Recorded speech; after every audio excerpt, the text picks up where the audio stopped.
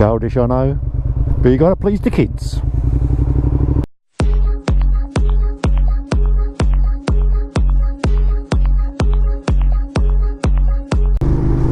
Hi all, how are we all doing? Here I am, out on Sid again. It's a lovely evening. It's been a gorgeous summer's day in June, and it's a gorgeous evening. It's cooling off a bit now, just right for going out for a ride. So that's what we're doing, we're going out for a ride. And I've got a subject to talk about today. How about that? A subject, yes. And the subject is, how dangerous is motorcycling? You know, everyone says, or if you say to someone, for example, you ride a motorcycle, their response is, oh, it's bloody dangerous riding motorbikes, isn't it? Oh, people get killed on them, you know. And they're not wrong, actually. They are not wrong. Motorcycles are dangerous. And people do get killed on them, unfortunately. And of course they get injured and maimed as well, you know. But how dangerous are they? Now, statistically, they are the most dangerous form of transport. They're then followed by bicycles, believe it or not. That's been the next most dangerous form. Then come cars, and the safest form of transport, apparently, is aeroplanes. But that's probably due to the numbers thing, you know. There's not as many aeroplanes in the sky as there are cars on the road, so there's not going to be as many aeroplane accidents, I wouldn't think, anyway. So what are the dangers of motorcycling? Well, if you ride one, you should be aware of all the dangers of motorcycling, i.e. cars pulling out on you, cars not being aware of you, road surface, that's dangerous, especially now, especially with all the potholes we got everywhere. You've only got to clip one of those when you're blasting around a bend at 60 miles an hour on a main road or something, and away goes your front wheel on your low siding. So that's pretty dangerous.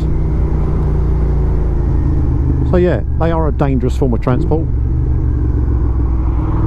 But lots of things we do in life are dangerous, aren't they? You know, I mean, you've got lots of people jump out of aeroplanes with parachutes. That's pretty dangerous, I think.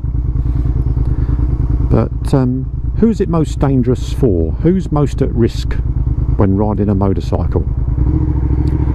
Pretty obviously, I would think, the most at risk is the new rider.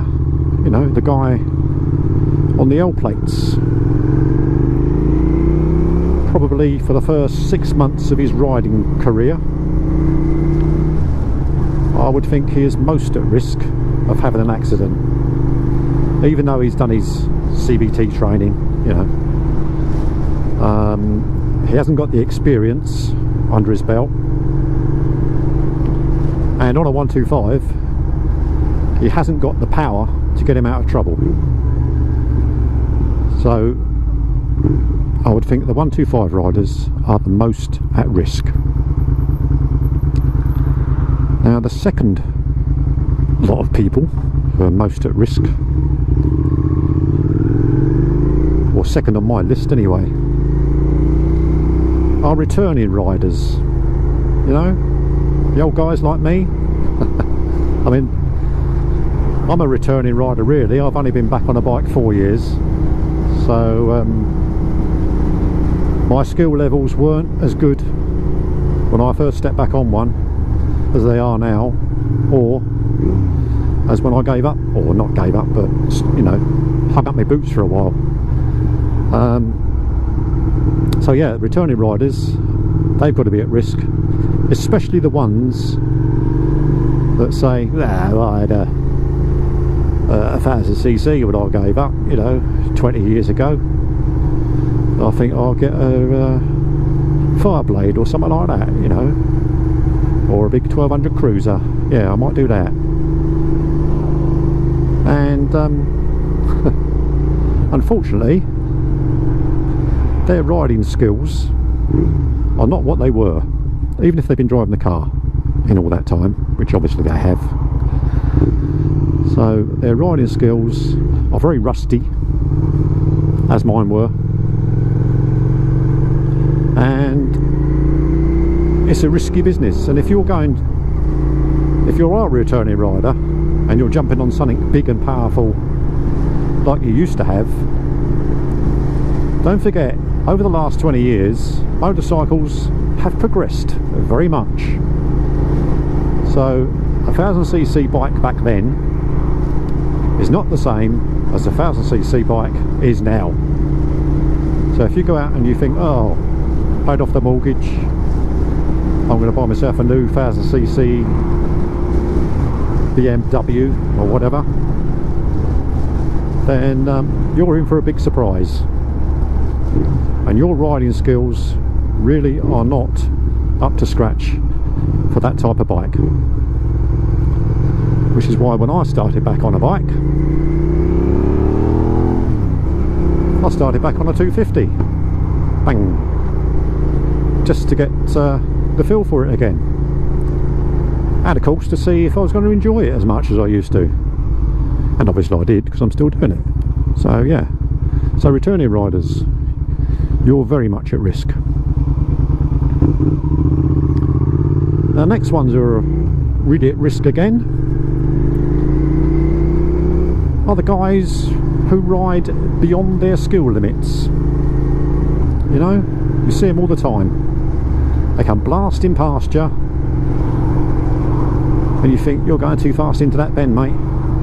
And you see all the brake lights come on, and you know, bit of panic, bit of swirling going on, bit of tank slapping maybe, and they shit themselves up a little bit because they're riding beyond their skill levels.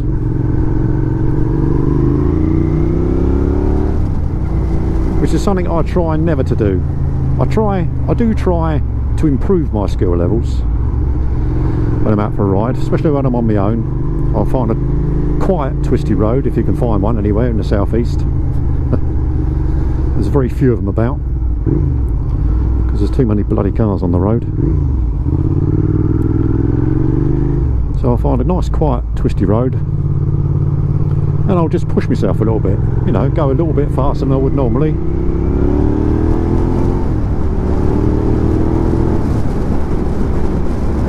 Just to improve my skill levels, and that makes you a better rider, makes you a better rider all round.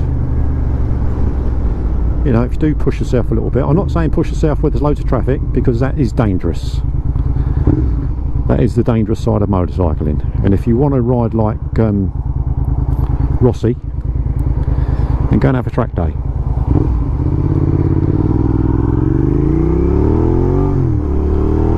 Do it on the track, not on the roads, because our roads aren't built for racing, I'm afraid.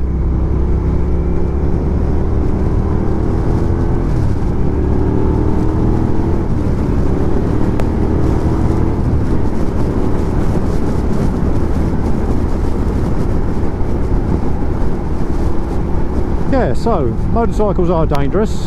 Don't let anyone tell you any different, because I'm sure some riders out there don't believe there's any dangers in motorcycles. You know, they think they are the bestest rider in the world, but anyone could come a cropper on a bike. I've seen a couple of things on Facebook recently where two people lost their lives, two very good riders. One was a instructor who's obviously pretty highly trained because he has to instruct other people how to ride, or he did, and the other one was a block bike rider, and again they have to go through the advanced riding classes and what have you, so they have to be pretty good riders. As I say, both of those guys lost their lives, so don't think you're immune, because you're not.